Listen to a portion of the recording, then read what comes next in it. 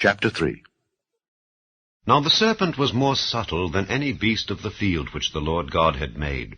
And he said unto the woman, Yea, hath God said, Ye shall not eat of every tree of the garden? And the woman said unto the serpent, We may eat of the fruit of the trees of the garden. But of the fruit of the tree which is in the midst of the garden, God hath said, Ye shall not eat of it, neither shall ye touch it, lest ye die. And the serpent said unto the woman, Ye shall not surely die. For God doth know that in the day ye eat thereof, then your eyes shall be opened, and ye shall be as gods, knowing good and evil. And when the woman saw that the tree was good for food, and that it was pleasant to the eyes, and a tree to be desired to make one wise, she took of the fruit thereof, and did eat, and gave also unto her husband with her, and he did eat. And the eyes of them both were opened, and they knew that they were naked.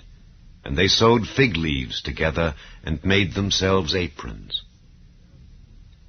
And they heard the voice of the Lord God walking in the garden in the cool of the day. And Adam and his wife hid themselves from the presence of the Lord God amongst the trees of the garden.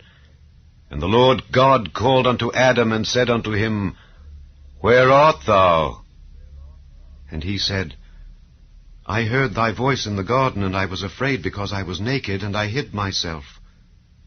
And he said, Who told thee that thou wast naked? Hast thou eaten of the tree whereof I commanded thee that thou shouldest not eat?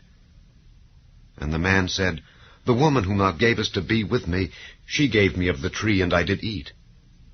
And the Lord God said unto the woman, What is this that thou hast done? And the woman said, The serpent beguiled me, and I did eat. And the Lord God said unto the serpent, Because thou hast done this, thou art cursed above all cattle, and above every beast of the field.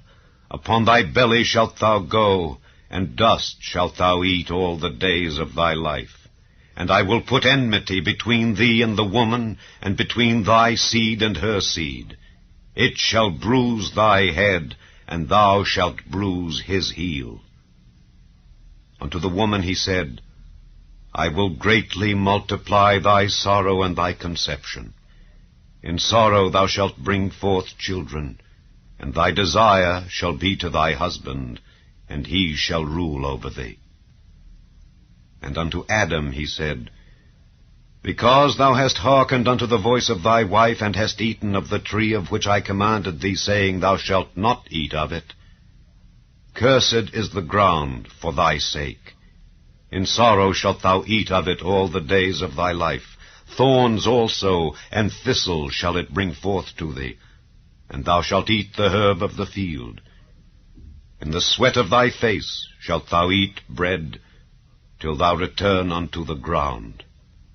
For out of it wast thou taken. For dust thou art, and unto dust shalt thou return. And Adam called his wife's name Eve, because she was the mother of all living. Unto Adam also and to his wife did the Lord God make coats of skins, and clothed them.